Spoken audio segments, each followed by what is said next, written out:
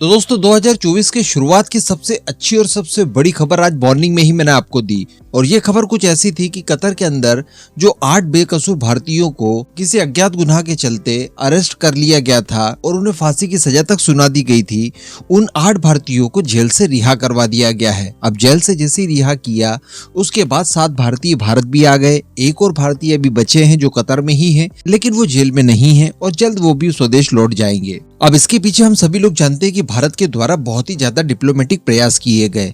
आप सभी को याद होगा, एक बार मैंने आपको वीडियो बनाकर बताया था कि भारत के द्वारा कतर के ऊपर दबाव बनाने के लिए और इन 8 भारतीयों को जो कि बेकसूर हैं, और अब उनकी रिहाई के बाद ये साबित भी हो गया है कि वो बेकसूर ही थे और कतर द्वारा किसी दुर्भावना के चलते उन्हें अरेस्ट किया गया था और फांसी की सजा तक सुना दी गई थी। और ये दुनिया को बताने के लिए काफी होगा कि जहां पर डेमोक्रेसी होती है और जहां पर डेमोक्रेसी नहीं होती है, उन दोनों देशों के बीच का अंतर समझा जा सकता है। तो भारत द्वारा कतर के ऊपर दबाव बनाने के लिए अमेरिका और टर्की से मदद मांगी गई थी। आप सभी को याद होगा, ज्यादा पुरानी बात नहीं है। चूंकि टर्की की अगर बात की जाए तो एर्दोगान के बहुत अच्छे रिलेशनशिप हैं कतर के आमिर के साथ, उनके फैमिली रिलेशनशिप माने जाते हैं। और इसके अलावा अगर अमेरिका की बात की जाए तो अमेरिका का भी अच्छा खासा इन्फ्लुएंस कतर के ऊपर है और कतर के अंदर ही अमेरिका का इस पूरे रीजन का सबसे बड़ा सैन्य बेस भी मौजूद है। तो भारत को लग रहा था कि शायद ये दोनों देश अगर हमारी तरफ से बैटिंग करेंगे तो संभवतः 8 भारतीयों को छुड़वा लिया जाएगा।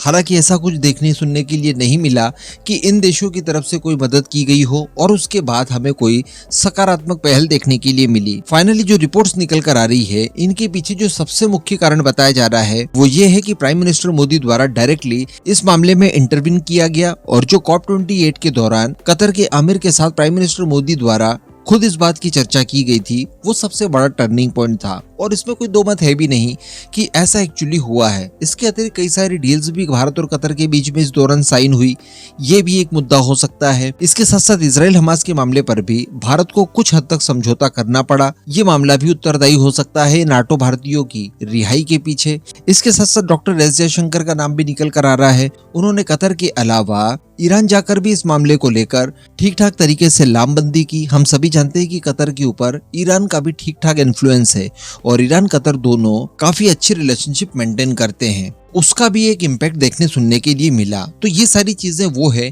जो पब्लिक डोमेन में है और इन्हीं को श्रेय दिया जा रहा है कि कतर से 8 बेकसूर भारतीयों को छुड़वा लिया गया। लेकिन दोस्तों इसी बीच एक और खबर निकल कर आती है और ये खबर कुछ ऐसी है कि पर्दे के पीछे एक और हीरो था जो कि सतत अपना काम किए जा रहा था और उसे पता था कि ये जब काम हो जाएगा और इस पूरे काम को करने के पीछे 50% के लगभग योगदान अकेले मेरा होगा, उसके बावजूद मेरा नाम नहीं आएगा। लेकिन इसके बावजूद वो अपनी जिम्मेदारियों को बखूबी निभा रहा था और उसी अज्ञात हीरो ने इन 8 भारतीयों को भारत वापस लाने में सबसे बड़ी भूमिका निभाई, जिसका 50% योगदान माना जा सकता है।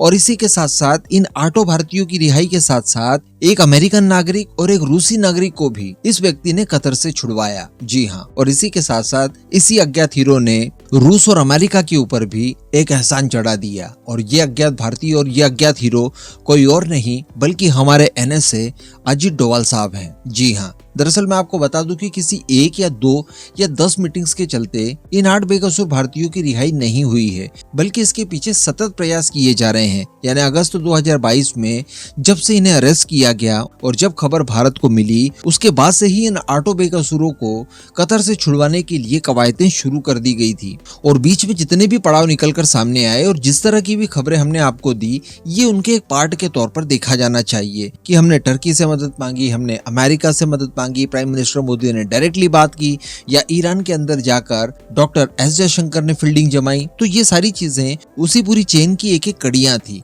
लेकिन इस चेन को बुनने के पीछे जो सबसे बड़ा काम किया है वो किया है हमारे NSA अजीत डोवाल साहब ने। और इस बीच कतर के अधिकारियों के साथ लगातार कई सारी अनगिनत मीटिंग्स को कंडक्ट किया है, जिस दौरान उन्होंने काफी मजबूती से इन 8 बेकसूर भारतीयों का पक्ष मजबूती से रखा और फाइनली उस स्टेज तक पहुंचाया जब इन्हें बाइज्जत बरी कर दिया गया। डेफिनेटली इस दौरान कई सारी चीजों को लेकर अगर हमें सेक्रीफाई करना भी पड़ा हो तो वो किया ही किया गया होगा। लेकिन बताया ये भी जा रहा है, एक्सपर्ट्स का ऐसा मानना है कि इस दौरान ठीक ठाक प्रेशर भी बिल्डअप किया भारत द्वारा कतर के ऊपर, क्योंकि हम सभी जानते हैं कि लातों के भूत कभी भी केवल बातों से नहीं मान सकते। डेफिनेटली इन 8 बेकसूरों की रिहाई के पीछे कोई अज्ञात तरह का प्रेशर भी बिल्डअप करने की कोशिश की गई है अजीत डोभाल साहब की तरफ से, जिसके बाद ये असंभव सा काम संभव हो पाया है। क्योंकि आप खुद ही देखिए कि कुछ ही महीनों पहले जब कतर द्वारा इन्हें फांसी की सजा सुना दी गई थी, आज एक ही हियरिंग के बाद इन 8 बेकसूरों की न केवल फांसी रोक दी गई बल्कि इन्हें जेल से भी बाहर निकालकर स्वदेश वापस लौटा दिया गया।